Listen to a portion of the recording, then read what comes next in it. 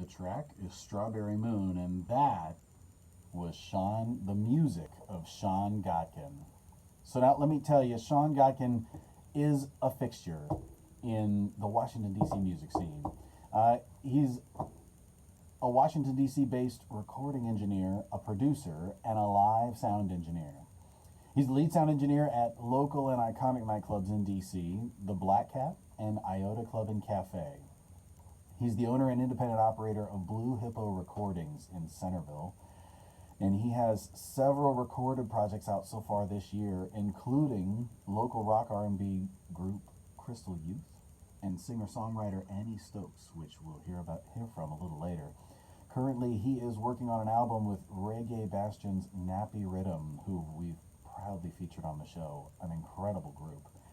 As a musician, Sean has also worked with local, regional, and national touring acts such as Old 97s, Rogue Wave, Sean Hayes, Kelly Deal, The Peach Kings, and Quiet Company.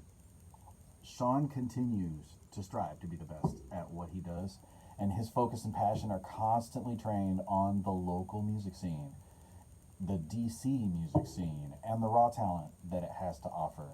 Guys, the first time I met Sean was running sound at Iota, and he did an incredible job. I've been out to his house. I've seen the amazing things he's done with the recording space, and just the music is this man's life, and it is such an honor and with great pleasure that I introduce to you Sean Gotkin. Say hi. Hey, how you doing, man? It is such a treat to have you here, man. Thank you so much for coming on the show. I appreciate the invite, man. Thank you.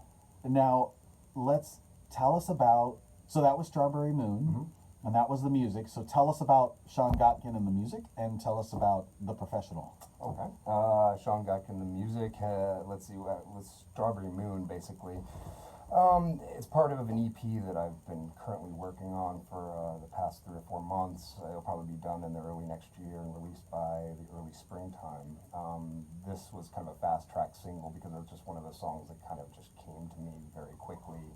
And, there wasn't any waiting around, it just kind of flowed out. So I just wanted to kind of get it done and get it out there as fast as possible. Yeah. As far as professionally, I do music really only my part-time now because sound pretty much takes up the rest of any free time that I might have. So Got it. Yeah. So wait, run us through a week then. If sound takes up most of the time, what does that mean? Well, during the days, I'm always in the studio working on something, whether I'm mixing an audio bar, a live studio project, or one of the bands I'm working with, or just trying to tinker with something or play with sound and see what I can get out of the room. The rest of the time, usually 6, sometimes 7 nights a week, I'm either at Iota or the Black Cat doing live sound. Wow, so 6 or 7 nights a week, and then during the day. My goodness. And did I see there's, I believe I saw on Facebook or something, that there's a little one on the way too. There's a little baby girl coming in about 2 to 3 weeks. Oh my goodness! Cassidy Rose, very excited. Wow! Congratulations, thank man. you. That's really exciting. All right, so a new one on the way, which means your time is just going to get even more precious. It sounds like. Precious, yes. My goodness. All right. So now, what about you personally? So we've got the sound guy, we've got the musician. Now we're finding out that you're also going to be a Papa Bear. Yep. And tell us about, so I was going to say already a Papa Bear, I'm going to add another one to that, which is no small feat. So tell us more about, so when you're not doing those things, what else are you doing? Usually hanging out with my kid, Finn. He's a little 5-year-old boy, and he's, got one of the greatest things in my life, and I just love spending time with him and talking with him, and he's really big into music. I think he's going to be a drummer himself one day, so All right. we go down, we play in the studio, or he has this little toy Corvette he loves driving down the street, and we take that out. And, Nice. Yeah. Okay, Between that and going out and scoping out bands, I love to go out to shows and see new talent, see what's going on, keep my finger on the tab of what's happening here in the scene. Yeah. Now, I mean, you're at Iota and you're at Black Cat all the time, so when you're going to shows, are you going other places too? I am. Or where have you found, is there a hidden one that you, or a hidden gem that you found among the travels at all that you've? There's always hidden gems, and I definitely have my favorites out of those hidden gems, but, I try to kind of get around the whole area as far as, the bigger venues and the smaller venues to kind of see what's happening in both. Got it. And tell me one thing you love about the DC music scene. DC music scene, I mean, what isn't there to love about it? It's pretty amazing. Really. Well, I said one thing. Come on now. Well, that's the problem. It's so hard to narrow it down. I've been engrossed in this scene for a very long time, and I grew up in an age where the DC scene was really blowing up in the late 80s, early 90s. Fugazi had made their mark on DC. Right. Go-Go had come out of here, and I remember that explosion. That was, Yeah. and then it dried up for a long time, and now it's like the well is just pouring out again with all these amazing artists. It's, oh my God, yeah, every week on the show, there's so many more. It's so exciting Oh, yeah. to see them all coming out. Now, tell us about your, either a best show or like a success moment that you have. You said you've been in the business for a long time, so Yeah. talk about a big success. What comes to mind? Big success. Probably one of my favorite shows, probably one of the hardest things I've ever had to do, and it came out as close to perfect as possible, was a show that local drummer Ben Tufts put together back in the spring. It was a Beatles Okay. tribute show. Oh my. And they were doing 2 albums back to back, and it was 50 interchangeable musicians throughout. 50, like 50, 50. 50. And Oh, on top of that, man. a packed, sold out room. Holy smokes. Yes. So it was interesting trying to manage that and get everybody sounding as best as possible and try and get it as faithfully sounding to the records as possible. And it was a blast. Wow. And it flew by. Oh man, I can only, and I bet stuff happens really quickly in that kind of scenario too. Oh, yeah. Just constantly. That's amazing. All right, Beatles tribute show. Yeah. Amazing one. Now, tell us about a time that you tried and failed. I've had a few of those moments, and through those moments, I found ways to kind of push through and find success. I think when I first started off, I was really hungry, and I was kind of concerned about the amount of people that are in my field and whether I was going to be able to break through, especially since I started it in my mid-30s. And I made the mistake that a lot of engineers make at first, which is taking on way too much at first, because you think you can handle it all. And then you kind of realize after a while, well, okay, I'm just a human being and I only have so many hours in a day. So it's more important to focus on several bands or one band at a time than it is 5 or 6 bands at a time. And then try to manage that with a live career at night. So when you say, I take it you mean when you say taking on too much, that means you had 5 or 6 bands that you were trying to record, as well as the sound gigs at night. Oh Yes. my goodness. Yeah, it was a lot. Okay. And I thought for the longest time, hey, there's no problem, I got this. And then you're just like, oh, okay, I'm kind of letting people down, I'm letting myself down, so I need to At what point? reevaluate. At what point did you realize that okay, this isn't good, this isn't it? It was pretty much the moment that I was brought into the Black Cat, which was early spring last year, and I knew that was going to take up a lot of my time. So I kind of quickly reevaluated my situation, and Yeah.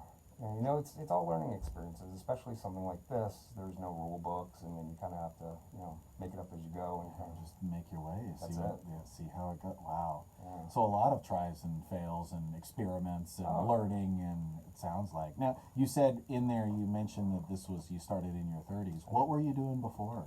Well, I've always actually been into music and sound. My first job doing sound was at the Old Bayou in Georgetown when I was 20 years old. Wow. Yeah, Okay. my first night there was Anthrax, Motorhead, and the Deftones playing. My goodness, was that intense sounds like a night. It was. Okay. And that's where I got my start, and I kind of did it off and on, but then I started doing carpentry for a long time, and I own my own carpentry business. Okay. Because I really just wanted to learn how to eventually build my own house one day, or build my own recording studio. Right. Okay. And after the market collapse in '08, I kind of reevaluated that situation, and I went back to school to learn Pro Tools professionally, and that's kind of where I'm at now. I see. So, and that was your late 20s or early 30s? Or? When I owned my construction company, it was my mid-20s through my mid-30s, and then, I kind of started picking this up around 34, 35, around when my son was born. Wow. And most people are slowing down when their son is born. So Yes. look at you go. My goodness. All right. So now, what do you have in your music collection that might surprise us? That's a great question. I like movie scores, believe it or not. Movie scores. Movie So like scores. top movie score. Okay, for right now, I've been listening to a lot of John Byron, who's also a masterful producer. He's done Fiona Apple and a Kanye West album and Amy Mann.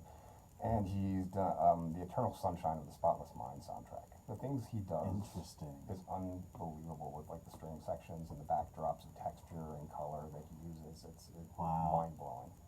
It is incredible, and it's a way to hear. I mean, people compose. The music comes after the show, not before. They don't design the movies around the music. The No. music is designed around the movie, so it's amazing to see that creative element to Yeah. it. It sounds incredible. What about? Do you have any rules as a sound guy or whatever? Are there any rules that you have? I mean, there's some musicians that listen, and there's some local music fans too. So what any rules as a sound guy? Yeah, supposing that you have a competent sound guy, which there's a lot of us out there, try to take our advice about the room that we're working in. That's always an important thing. You know, if we ask you to turn your guitar amp down on stage, if you're a musician, try not to think about that so much as, hey, we're trying to tell you to turn your guitar amp down. We're trying to control the sound as a whole and trying to get everything through the house, you know? Right. So just as an example, I want to go on record and say that I love that you use guitarists as that example because I know I'm thinking of a few guitarists off the top of my head who love those loud guitars. Oh, so yes. sound men appreciate it when you turn it down. That's We okay. do. All right. What other rules? Basically, try to come into the venue and not have any preconceived notions. We've all, as musicians, had experiences with bad sound guys. And we know what that's like, or less than favorable venues or sound systems. You know, as an artist, you have to kind of go into a venue and make the best of any given situation. And if you're getting something less than desirable, then, you know, push through and do the best that you can do. And if you're working in a good room with a good engineer, work with that engineer. Make sure that you're kind of, there's a give and take in the conversation there about, because it's basically, as an artist, it's your night. Right. So, you know, it's all about you, and the sound engineer is just there to assist you. Right. Okay. And what about, so the favorite question I always love to ask is, what's one piece of advice that you have to offer? Work hard.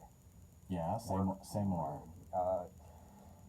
The reason I've gotten where I've gotten in kind of a short amount of time is just because I'm out there and I'm doing it, and it really is, like you said, it's my life, and I make it my life because that's the only way to really be visible and to make a difference on the scene is to be out there, be doing it, work really, really hard, develop a reputation, whether you're a sound guy, an artist, whatever you may be, try to be the best at that. And if you are really good, people will start noticing. Yeah. Wow. And as is evidenced by the amazing career that you've had from your mid-30s on. I mean, you're making tracks. That's amazing. Now, tell folks, if we want to find out more about you and follow you, where do we go? You can go to bluehipporecordings.com, or there's a Facebook page for Blue Hippo Recordings that you can look up or search, or you can find me on Audio Bar on Facebook, which is a podcast that's run out of my studio.